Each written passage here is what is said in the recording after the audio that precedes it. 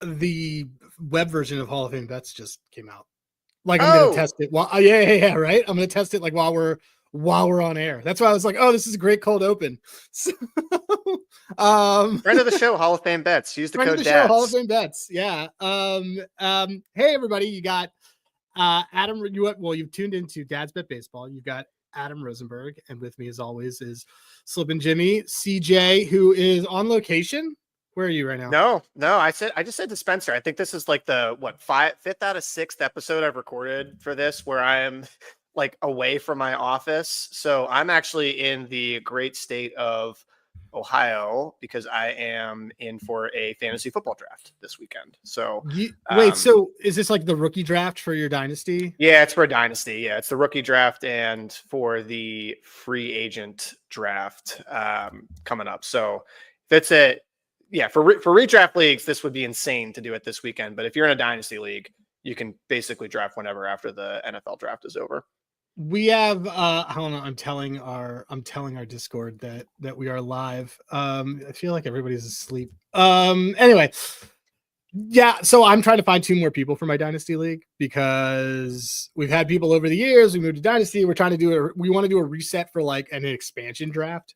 So which I think would be really cool, where everybody gets to protect a number of players. And my sister is like, well, I want to protect all my quarterbacks. And I was just like, well, that's not going to happen. And she's like, well, I do. I have like all these really good quarterbacks. I have like Jaden Daniels and I have this and that. I'm like, yeah, it's fine. But in an expansion draft, you have to give something up. Like you have to get somebody. We're not going to have an 18 league. Like this isn't going to happen.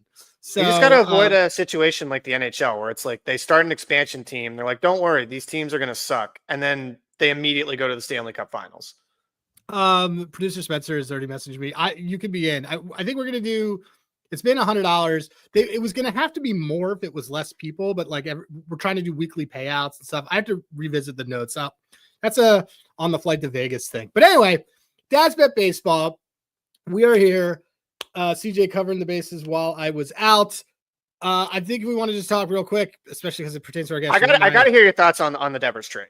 Because okay. I let the people know. I mean, I know your thoughts. We talked about this a lot when this happened. Give people 90 seconds here on just your immediate thoughts on Devers, and then I know our guest coming up. We're going to go into that trade a little bit more. Okay, I think Rafael Devers is like a Jimmy Butler of MLB. I think that people think that he is a top 5 player when he's actually maybe he's a top 25, top 20 player.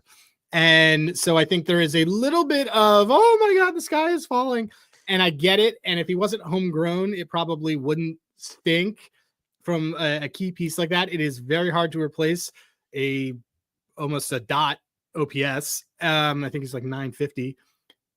But I don't think that the big thing on this, I don't really see how this really improved the Giants. I don't think the Giants are any different than they were beforehand for me. And if you were to tell me what their odds were before this trade and their odds after this trade, I would make them the exact same. And I think that the Red Sox will be fine. I don't think that I think that also a lot of things is that there's something to be said about a guy who didn't want to be there. Yeah, I mean, I've got some more thoughts. I shared a lot of them on Sunday, and I didn't realize. So Boston got back the first round pick from the Giants from last season as part of this trade, which that was not announced on Sunday when I went live. And yeah, I think there's some more things. I think on both sides, I think Boston probably could have gotten maybe a little bit more back prospect wise. Yeah. And I said to you that I think I like Birdsong a little bit better than Harrison, but I understand. Yeah, but I don't think that they were going to get, I think Birdsong's not getting dished for something else. I mean, they love Birdsong.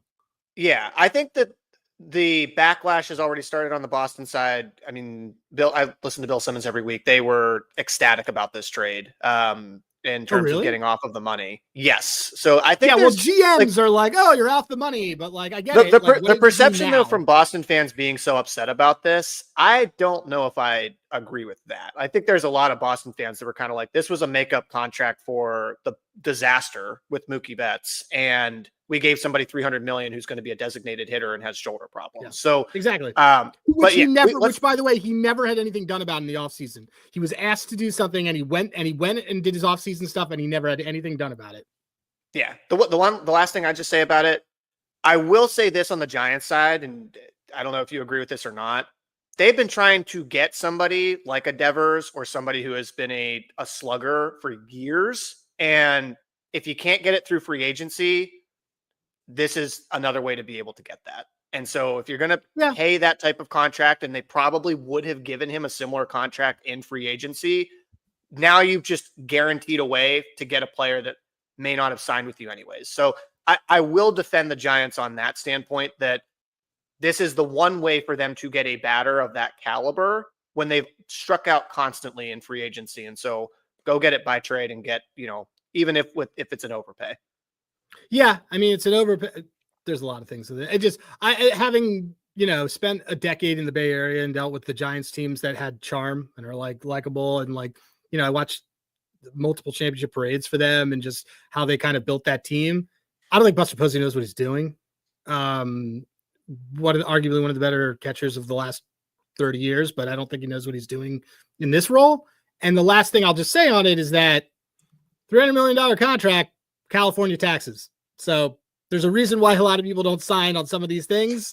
And I'm waiting for David Ortiz to make that comment of Rafael Devers is going to absolutely notice what's happening when he's going to remember that he didn't have a no trade clause, and he's absolutely going to remember what's going on when he gets his first paycheck and he sees how much is taken out because he's in California. Anyway, let's get on to some other stuff. Because we got a tight show. We got a bunch of stuff. Got Chris Sampson coming, noted NBA expert, tolerable Boston Red Sox fan. Or supporter. He's not a fan. He's a supporter. Okay. So one of the we talk way too much about the NL and the NL Central and the AL Central, but I feel like we should talk about this through the lens of, are any of these division races over and under? And I thought about this when Taylor was trolling you last night on the Braves. My God, our stupid Braves friend on the Braves sweeping the Mets, to which I immediately jumped in of, you guys are, and full disclosure, the stat was taken from Talking Baseball because they nailed it. The Braves, this quote unquote Braves team that got hot, is still 6 games under 500 after starting 0-7. So they're not good. And they're still on pace to win only 83 games. So all you need to know is Taylor, the Braves fan, has not texted this thread about the Braves until June 19th. June 19th was... So happy Juneteenth. I'm going to now decide to text about the Braves winning okay, great. You want a very clear letdown series against the first of all, you could argue that series was that it was all a look ahead series to this Phillies series. I would 100%. Yes. I would if you looked at who the starting pitchers were for it, I would absolutely support that, because they didn't throw out any of the 3, 4, 5 pitchers were the ones who got thrown out for this series. They're ready for a series that's going to give the winner first place in the division this weekend against the Phils. That said, I know you want to talk a little bit about divisions. How you want to go about So again, like you said, we're a very central division-based show. Good news for the people that hate on the central divisions or us talking way too much about them. Those 2 divisions I'm going to declare are essentially over, at least in terms of a betting market right now, right? I think we can both agree the Cubs should be the massive favorites to win the division. Tigers should be massive favorites to win the AL Central. I want to focus on 3 specific divisions that I want to play a game here, Adam, where we pick, is there an underdog that we like in any of these 3? Because I think these 3 divisions are still, I would say, live. The NL West, we can maybe have a little bit of fun if we have time. But that's what's hilarious, is that people think that division is live, more live after the Devers trade as well. Right. No. So let's start. I actually want to save the most interesting one for last, which is the AL East. That's the one I actually want to talk about the most in terms of the odds. The 2 that I want to hit on first. Let's actually start, since we were talking a little bit anyways about the Braves, which would be the NL East. So here are your odds for those teams. We obviously know the Marlins are They're not winning this division. The Nationals didn't they get swept by the Rockies? I thought they won. They won. They won one. Did they win yesterday? Okay, well they had lost 10 in a row. I know Davey Martinez is not long for his tenure on the bench, but the here are your prices. This is according. I went on to Pick It this morning and tried to find the best odds for this. Any of the recreational books that you could be able to go and get these odds. The Mets are the favorites, but a very, very short favorite at -105. The Phillies at +110, and the Braves at 20-1. And if we go and look at the standings, the Mets and the Phillies right now are tied for the division lead, obviously heading into a 3-game set this weekend. Braves are... You froze. I think I'm good. I froze for a second. The Ohio Freeze. The Ohio Freeze. So Braves are 10 games behind. Are you betting any of those prices? No. I'd rather bet ceilings on those teams than also, I'm not tying my money up on +110 for the next. Well, not for that. Not for this. No. What I loved, the only bet that short and I missed it because we talked about it on air and the price collapse was that Yankees to make the ALCS that was like +120. I loved, and then I saw it and I was like, it's gone. So yeah. Okay, so NL East, no bet for us. Let's go to the next one. A little bit more interesting. AL West.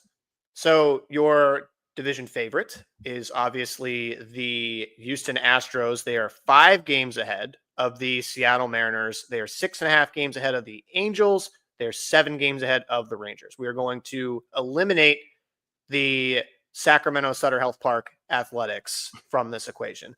So here are your prices then for the dogs in this division. Seattle at +460, Texas at 9-1, Angels at 36-1. I don't want this. I don't want this Angels team, and I guess I probably want this Texas team again. And there's a reason. So here's the reason why I want this Rangers team again that I keep burying. Jacob deGrom, his pitch count has suddenly dropped starting June 1st to 81 pitches per game on the dot. His last 4 starts are 81 on the dot. I get that he has an investment of 2 more years left on that contract, some other things. That is a calculated pitch count. That is calculated for a lot of reasons. This team has very talented players. It's just not playing well. And I don't like Houston. I looked at them today. I was looking at the day on DP Market, and I don't like Houston. Houston's mixing and matching on their pitching, and I just don't trust. I think the bottom's going to fall out on that. Though Arrigetti's going to come back, and that'll be great. Yes, and Seattle can't hit. Seattle's found their identity. They can't hit. Well, and also Seattle, if you're looking at Bryce Miller as your savior for coming back, he was terrible to begin with this season. Also, props to us for having the ERA leader.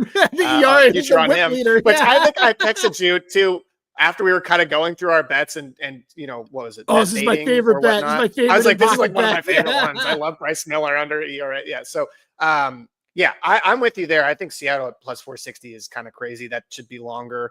The Angels, I came into this trying to convince myself of an argument that 36-1 may be worth a dart. They are 15th in starting pitching WAR since May 1st, and they're 9th this month. But then I started to look at some of the hitting stuff, and they're so bad. Pretty mid. It's not good. It's not good. And also, any of these teams that are going to sell.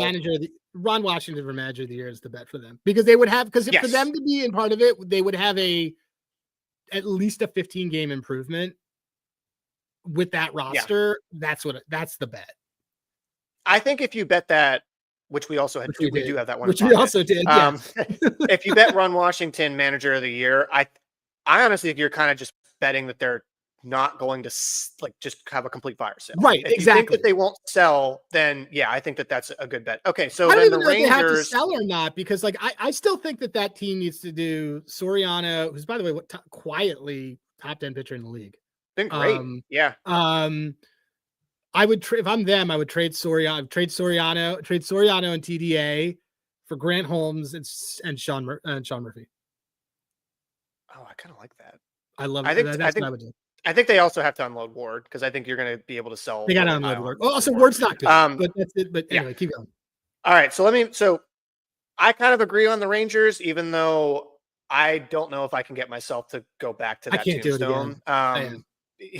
They have been hitting better. The only thing I'll point out is they're 12th in batting WAR since June 1st, and that finally has started to kind of come around for them. It's hitting weather. It's a heat wave, yes, as of yet, like yesterday in the East Coast. So most interesting division for me, and I think this is where you and I might fight a little bit, which is the AL East. So here are your odds then for the Dogs in this division. So you've got, I know we resurrected the Orioles. I'm going to eliminate them for this conversation, at least to win the division.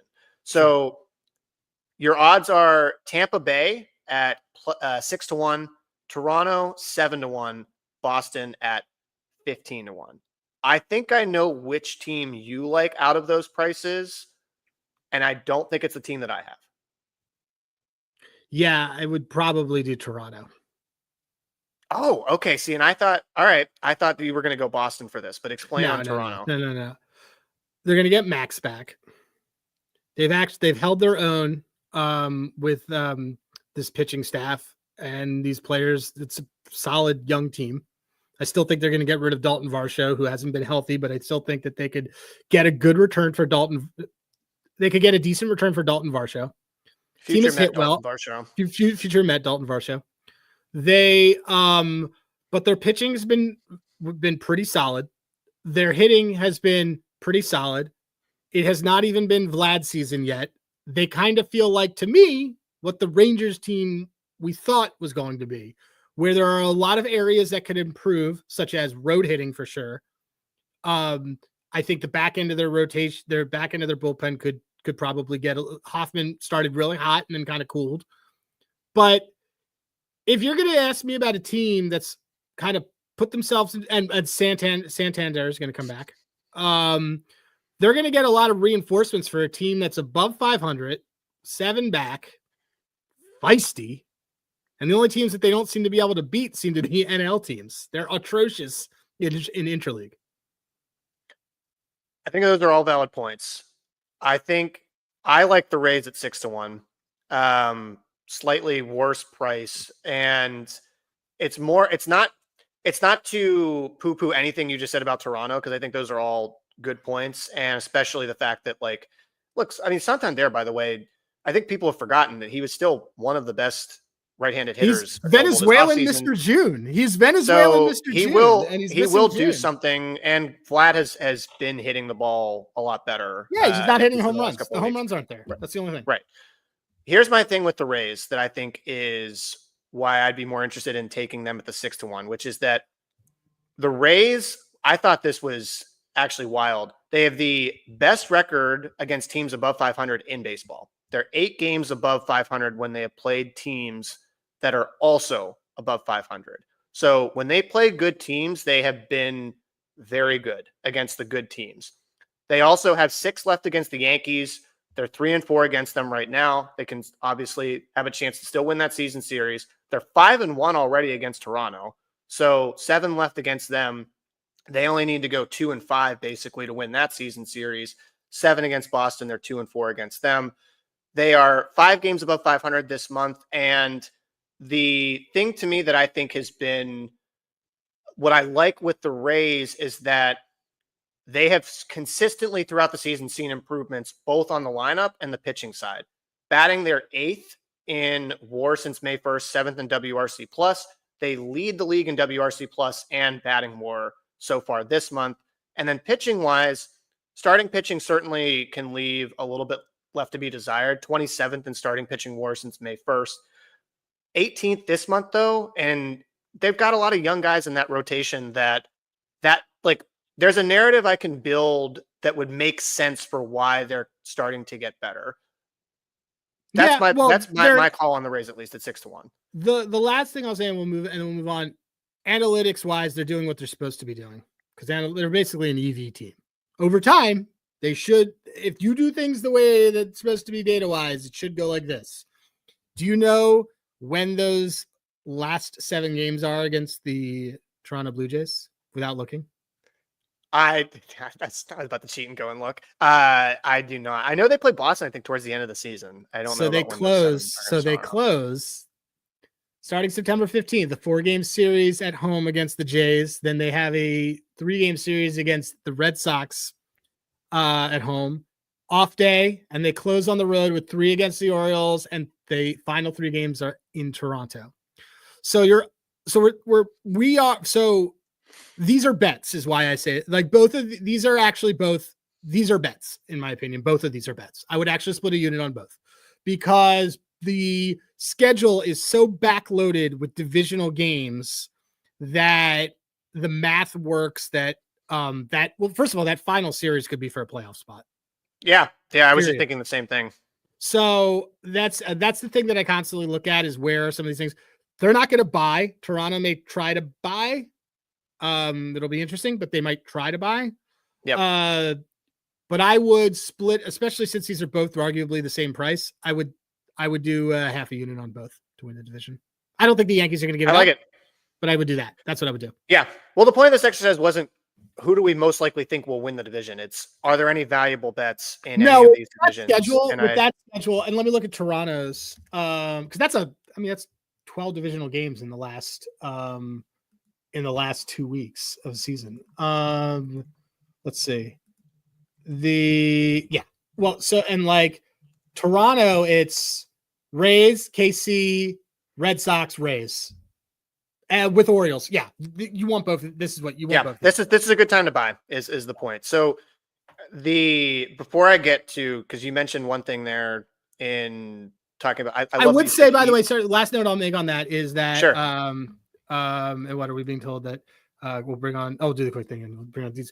The one thing I would note that might be better than the division is because right now what we've been doing is we've been like, who's the third best team in the AL? Exact seed. You're looking for that 6th seed. Yeah. Or exact matchup AL. Oh, yes, that too. Yeah. Which I think may have, like, I'm going to do a quick look while you kind of move to the next segment, but like, I bet you that those are bonkers. Like, I like that a little bit more just because I think the AL tends to be chalky. And I just think that there is such a gap between the Yankees and certainly the Tigers and everybody else. I'm just going to look at it right now. I'll tell you, it is for league winners. Let's go to exact name the finalists. Okay, so if we do, who did we say? Tigers. We said Tiger. Wow. Tigers in Tampa or Tigers in Toronto? Tigers and Rays is 20-1. They're both Tigers Toronto is 20-1. Yankees Toronto is 26-1. Yankees Rays. Okay, here's what the market is basically saying, that both of these bets are solid bets and both of these teams are actually pretty equal. That's why you come here, to get that type of insight. Look at that. That's literally the odds are the exact same. So speaking of markets, you mentioned EV and variance. I also just want to take this time to quickly say, use the code DADS, by the way, for Hall of Fame bets. They are a friend of the show. You get a 7-day free trial and 50% off your first month. Just want to make sure I threw that in there. Yes. Use it. Again, go use that. You can also do research for a lot of these day-to-day markets, which we love. And one of those markets is team prop markets, specifically to turn a double play. And set a keyword there, the V word, variance, with double plays. And I know that this was something we talked, having a lot of success with last month when this was a market started to first kind of go into, hit a bit of a rough patch with the DPs. And now, just like the Orioles that we tried to resurrect, these have been certainly back on the upswing, and we've gotten through that variance. So what I think would be kind of good is to talk a little bit about dealing with some of the variance, and specifically like maybe some of these markets you don't know if you have an edge, and also just kind of trust your edge based on the research, and including doing your research on stuff like we have, like with handicrafts. So the big thing I'll say on variance is that stuff's going to happen. That stuff's going to happen, especially if you're doing it right. So June has been a wild variance month over the last 3 weeks for me, especially because the weather got a lot nicer and I just didn't account for that across the board this week. But I'm looking at our DPs. Like DPs started off really strong, and then they dipped, and now what they have a 24% ROI. Jesus. And they're up 9% overall. They're up.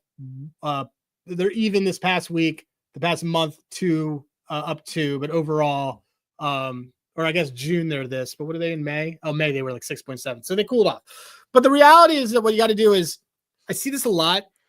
Do not change what you're doing. Do not try to change all the variables. Just adapt how the variables are going to impact what you like, and just get smarter. Probably watch more games. Just see what's happening. I caught myself doing this week. I'll be completely honest.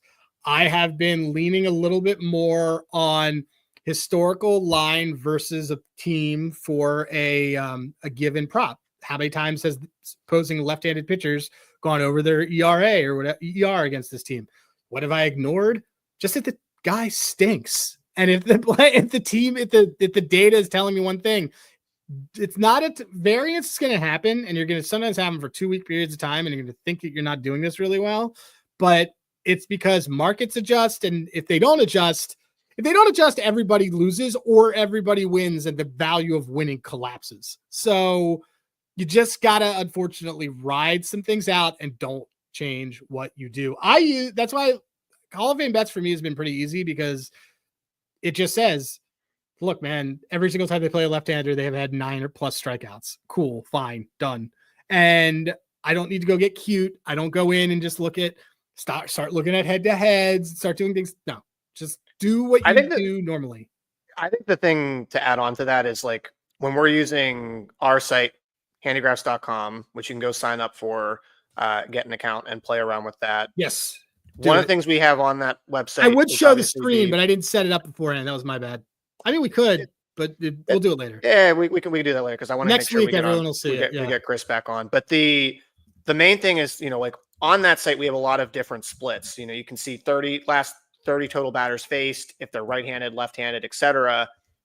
Make sure if you're using a specific split and you're starting to cap for some of those different bets on that split, if you have a few bad days, don't change your process until you have, to me, I want to at least see like 2 to 3 weeks of, hey, I'm using this split to cap this type of bet, maybe total bases, strikeouts, whatever.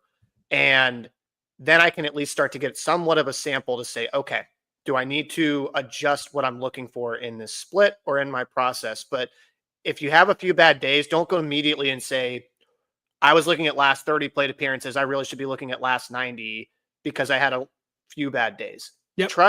Trust the metrics. I almost did that this week. And it's hard to do that because you'll have bad days. So I had a couple of days, I think it was 3 or 4 days early this month, where I went down 7-8 units within a 2 to 3 day stretch, all stuff that I was just kind of using my existing process. And it did make me want to, the next day, go and switch some of the splits that I'm using. And you have to kind of just tell yourself, another thing I'll just say, and then let's bring on Chris here to talk a little bit of Red Sox, is, if you do go through some of these bad variance spots during baseball season and you want to dip your toe back in, it's okay if you kind of lower your unit size, in my opinion, to start playing again, if it just gets you betting. Because by not betting and just letting you have a bad streak and then you just don't bet for a week, that's the worst thing you can do, because you're not getting feedback from what you're actually playing. So that would just be my last kind of 2 cents on it, is if you're going through a cold spot, the better thing to do, in my opinion, is just reduce your risk if it's really getting to you, but still have something that you're at least able to get some sort of feedback on. I would agree. I would completely agree. No notes. Which, by the way, I was about to bring Chris, 20th episode for us. As I was thinking about this, I was like, wow, we've taught people a lot of stuff. This is great. Yeah. Oh, wow. I can't believe people stuck around for half a season, for more than a third of a season. We've stuck around for half a season. I don't know how many people have, but we're stuck. So anyway, a reminder though, what that CJ was talking about, handygraphs.com, handygraphs.com. Go use that. And there's a lot of different ways that you can mess around with our data to figure it out, but stick to what you want to do on it. Yep. Also, don't ask other people how they're don't worry about ask other people what they're doing, but don't worry about what other people are doing. Just focus on your own work, because The reality is that you got to do what works for you. I don't care about Stuff Plus. Eno loves Stuff Plus.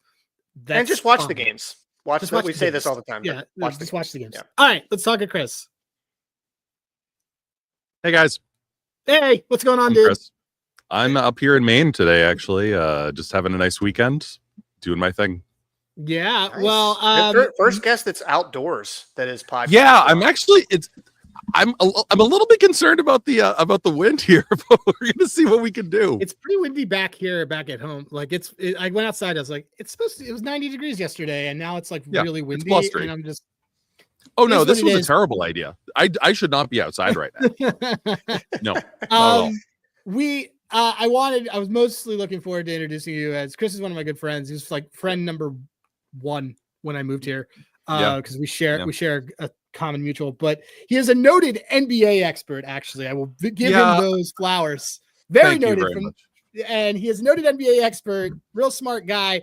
And as I like to say, he is a tolerable Red Sox supporter. Yeah, I think that.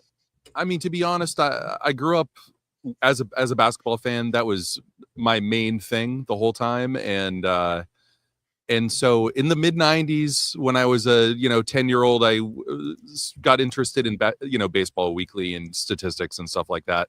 Fell off in the late 90s because I was trying to get girls. I was true with the Celtics too, though. And then in the late 2000s, sort of got my baseball bearings back together while I started playing fantasy baseball. Well, you're also like you're in a really good league that I got kicked out of. Yeah, I didn't get along. You got kicked out of it. You got kicked out. But it's an AL only league, and that's a guy who watched the NL his entire life. I got there, and then I was like, I went to Chris's apartment, and I was like, wow, Chris has baseball perspective. Is this like a Boston thing, by the way? AL only leagues? Because I literally just heard it's Simmons really talk cool. about this Yeah, on his cool. podcast. I don't think this week. The guy who ran it just was a jerk off. Oh, absolutely. Like the rules were like whatever. I'm tolerant towards that guy. But yeah, I mean, it's funny. Growing up here, I went to Portland Sea Dogs games. Like that was it for me. I'm visiting my parents this weekend. Yeah. Well, I guess like we could just jump into it because we have our Slack channel where it's like the league that I love. It's my favorite fantasy baseball league. It's with all these guys. So okay, I'll tell you, we'll do it right now. Who won the Devers trade? Won right now. Rafael Devers won won right now. Rafael Devers won the Rafael Devers trade. Who go? I think that Cora and Breslow lost. I think that the Red Sox clubhouse probably won. But I think that the Red Sox organization lost. They clearly have a problem with communicating with their players. In particular, Devers, I was actually just there's a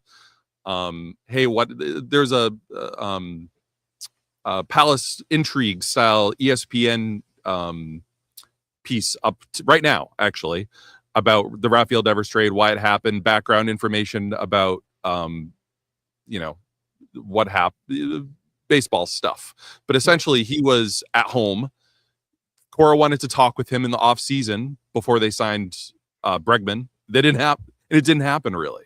And so the understanding was that Bregman was going to play second, which didn't happen, and that would have been fine. I mean, obviously Devers is a negative defender, but like, I mean, you're not signing Bregman without the intent that he is going to play third base. So as soon as that happened, foolish. The writing was on the wall that Devers was not going to. Also, like, I mean, we talked about it just before. That was part of the mention, but you want to talk about the communication thing all season. It was very clear last year when Rafi Devers got a cortisone injection into his shoulder because his home runs went way up. This happens, by the way, all the time. He didn't have any work done to his shoulder in the offseason after they were like, by the way, you clearly have a torn labrum or something like that. And he's just like, I'm good. And nothing happened. Because I know that he has a big thing with his own doctors versus everybody else. Fine. Yeah. But I don't know. Like, I don't know. I don't know how this compares to like Manny's situation, or I forgot that Nomar got traded that 04 year. But I don't even know what that matters. I don't even know what that matters to people. Probably the closest would be the Manny one, maybe. Would that be the closest? Emotionally? No. Yeah. No. Okay. I mean, it's Mookie. Just it is Mookie. Yeah. Yeah. This has everything comes back to Mookie.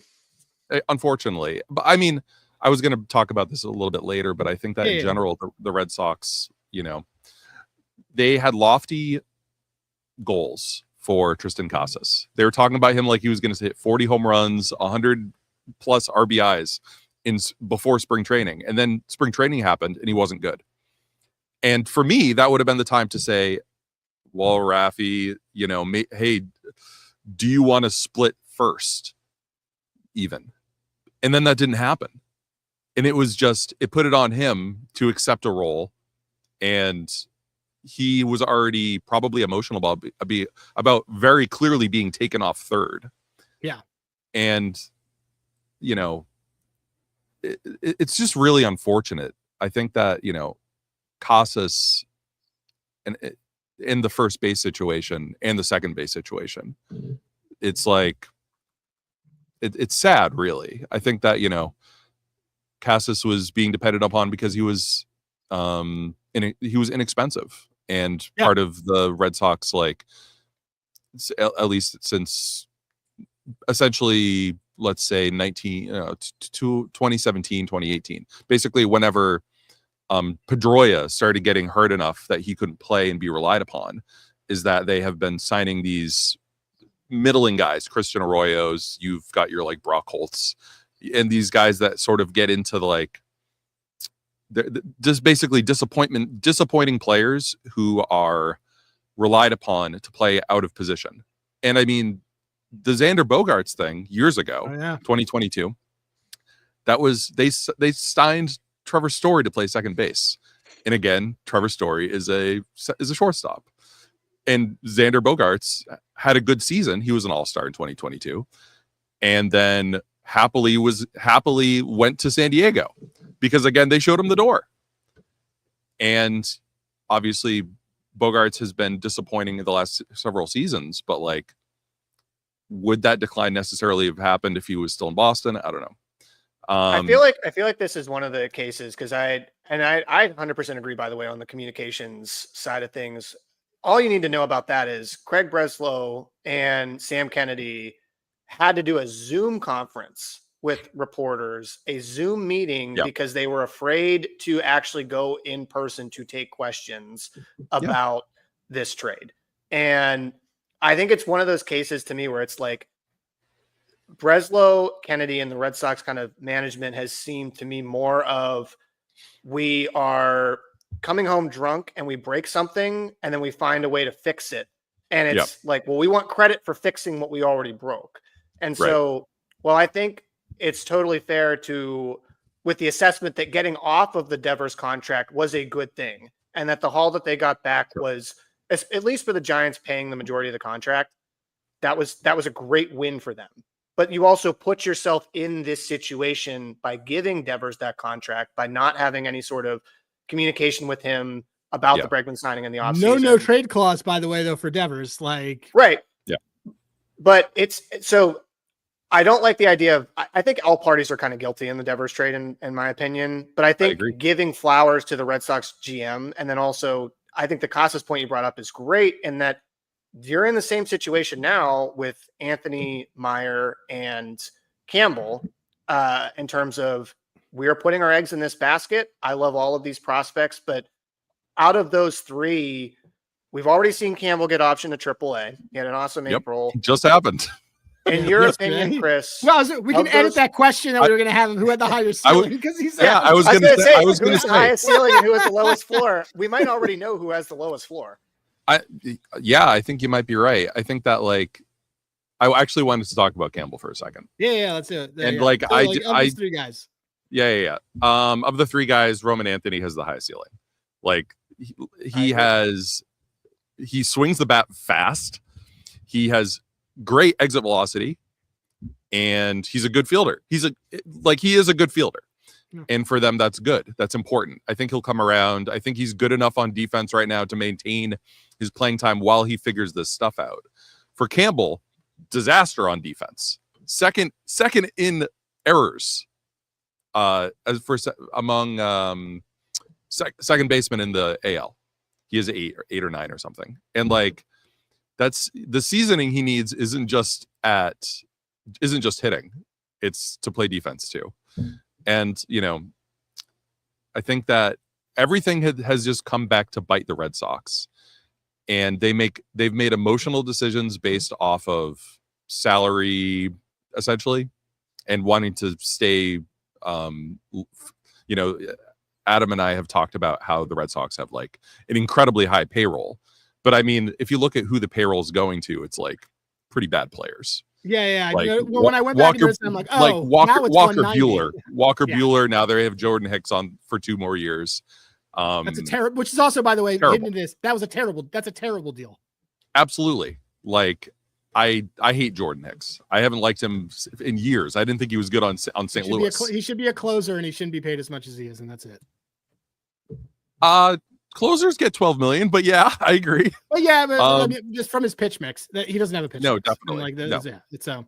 I love Marcelo Meyer. He's considered a fielder, a very good fielder. He has been. Sorry about the blusteriness, if that's bother. If you guys can hear that.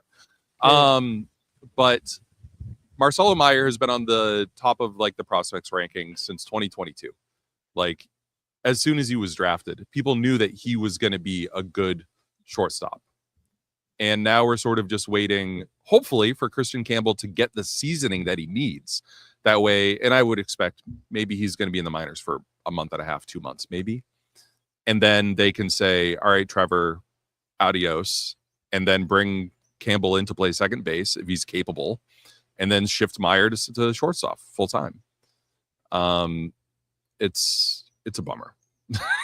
Really is that where they want? So they want Roman Anthony in left? Like, is that what they want to do? Like, so I guess then the biggest hole is, and this is as we're looking at this team, and we can kind of move this into the other question about like who's kind of got a better second half outlook, like them or the O's, because I know you got kind of like those too. I do. So then, what's the hole at first? Like, because to me, I feel like the hole at first is they didn't want to. Hoskins probably makes the most sense, or a nail. If you really want to swing, you could go for Naylor, but I think Rhys Hoskins is going to be arguably cheaper because it's an expiring deal on a way underperforming. Yeah, on a way underperforming player. I honestly don't know. I think he's a fit, but I don't know. I don't know if they are going to want to bring in more. If they're going to want to bring in more money, and that's the thing that. The thing I was going to say too, Chris, that confuses me about the Devers trade is the biggest problem I had with the Red Sox roster is you've got too many guys and you don't have the guys. You have too many guys at the positions that you need to put in your prospects. And they trade Devers, but the guy that they needed to move was someone from the outfield, and that's Willie Abreu, Rafaela, or Duran, so that you have a spot open for Anthony. And those are all good players. I like all of those players. I think Abreu is still a very good player. He's a golden glove defender. Great. But now you still haven't solved the problem of you have 4 fielders who are all good players, and you're giving time for your number 1 prospect. So and you're giving time to Abraham Toro.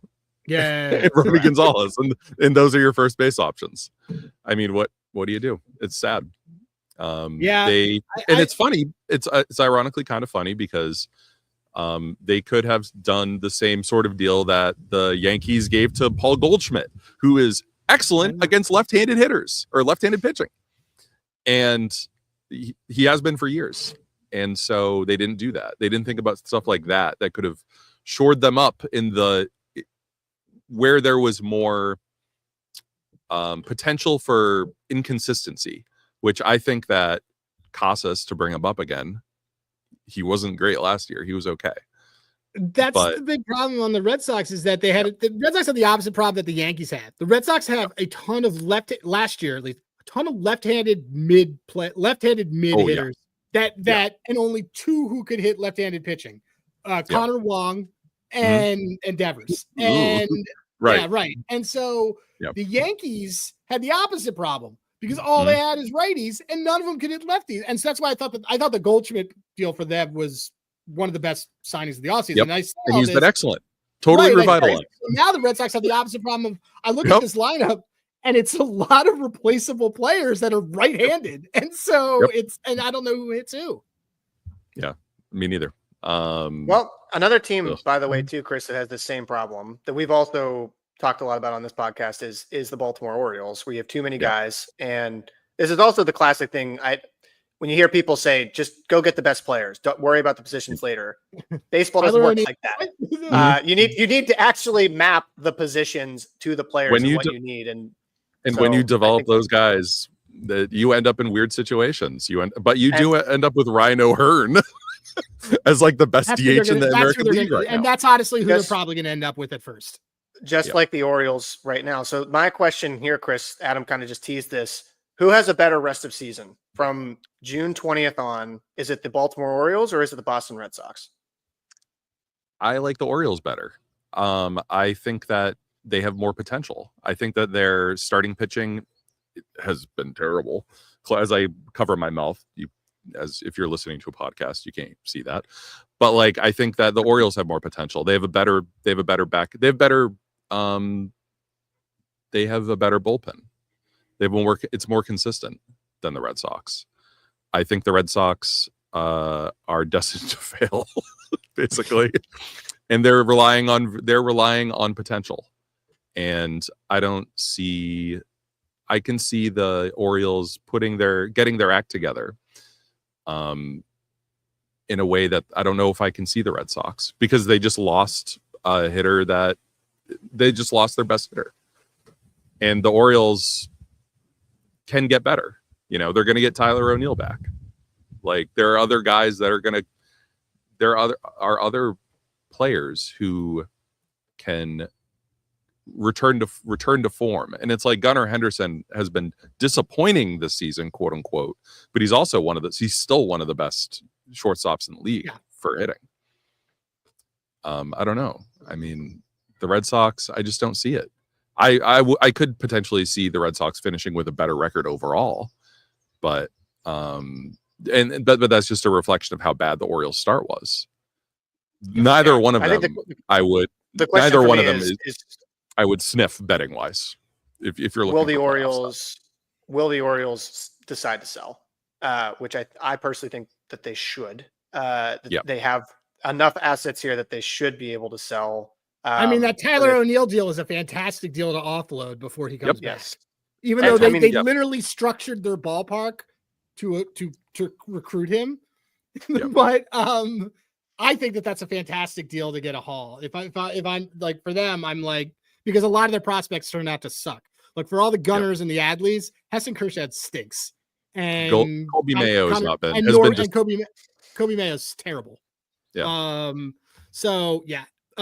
right. They shouldn't have.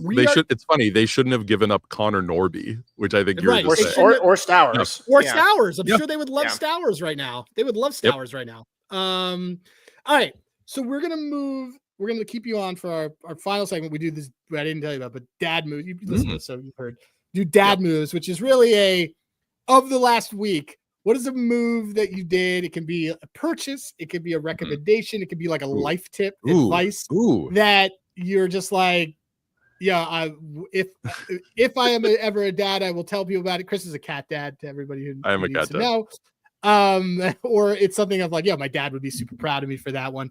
So these are all sorts of things. It's like making I'll go first. Mine from this past week when I was on vacation is my dad move of the week is to never underestimate the value of simple use of a plastic bucket and shovel.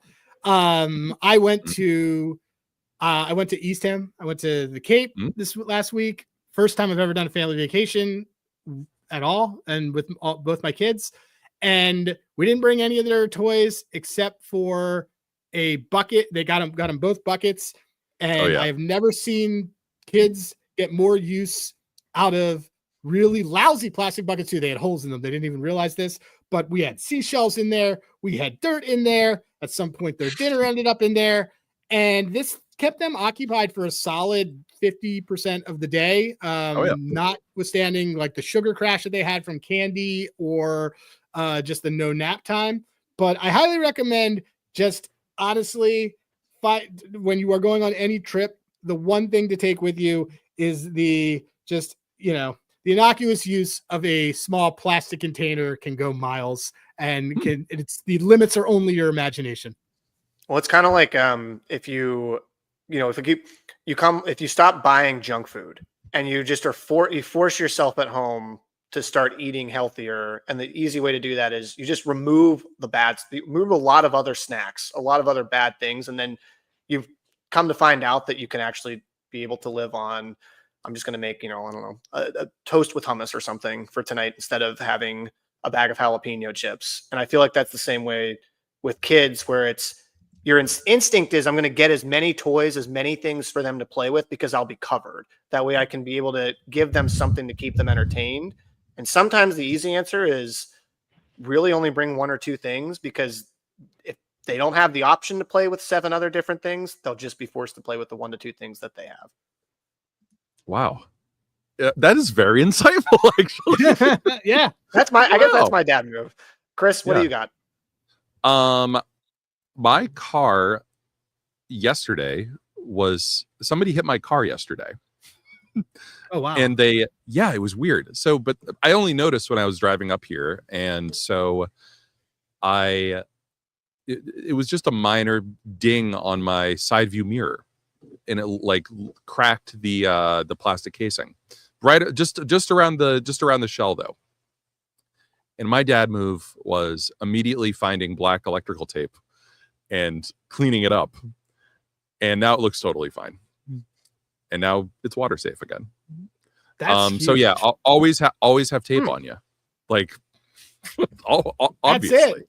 That's the one. No, that's the thing. Cause it's like, now that I think about it, the number of things that I could have solved simply by having tape and not having any. By just having extra tape. Yeah. Probably would have saved a lot on quite a few water damage things that I know that I have. All right. I thought this was going to be about actual baseball, and so my win of the week was picking up Emmett Sheehan for his one start, and then he immediately got option to AAA this morning, which I like Emmett Sheehan. I was kind of upset about, and I like him too. I mean, it's funny because that Dodgers, people can say what they want about the Dodgers rotation. River Ryan's going to come back post Tommy John and mow people down next year. Yeah. All right. So Chris, tell people where they can find you. I know you're on the non-Nazi app. I'm on Blue Sky. You can find me on Blue Sky at Dunks. That's the word. That is all you got to type into the thing. As a basketball person, my Twitter name was Negative Dunks. And so, just Dunks straight up. I'm trying to be a little more positive in these trying times. And you can find me every Thursday at 2 p.m. Eastern on Uncertain FM with my show Enjoy Your Day. 2 hours of new and used indie rock, vintage crap, and weird little stories that I make up. That's pretty much it.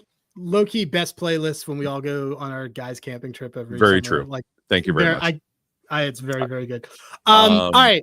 Yeah. So for Chris, thanks for coming by. We love this. My pleasure. This is great. This was real talk about New England and baseball in general, which we liked. I have one quick thing. Yeah. I just want to get your opinion on Eric Lauer. And then I'll shut up and go. Sure. Yeah. You like Eric Lauer? I don't mind Eric Lauer. His splits are just really weird because I can only start him if he's going to be at home. Okay, that's fair. All right, that's all. That's really it. Like if he's going to have 2 home starts in the week, I'll pick him up. Yeah. I like him for that. There's a lot of guys that I'm higher on. Just like it's sort of like Severino. Low-key, Severino is the best road pitcher in the league, by the way. Just so if you can do that, and I know we're in the same league, do that. But look, that's the guy that I like. And then there's going to be a lot of people that are going to end up with Blake Snell and Aaron Nola come baseball fantasy playoffs on low volume that they've had all year. So we'll see what happens there. All right. For CJ, for Slip and Jimmy at Dad's That Bet, for Spencer, our producer, at Spencer_Ray, RAY, and for Chris, I'm Adam Rosenberg at Hey Rosenberg. Again, Hall of Fame bets, code DAD. And CJ, what's the final word going into the weekend? I'm giving this one to Chris. Winner of Game 7. Final word. Oh man. Thunder. One word, Chris. Thunder. Oh, there it is.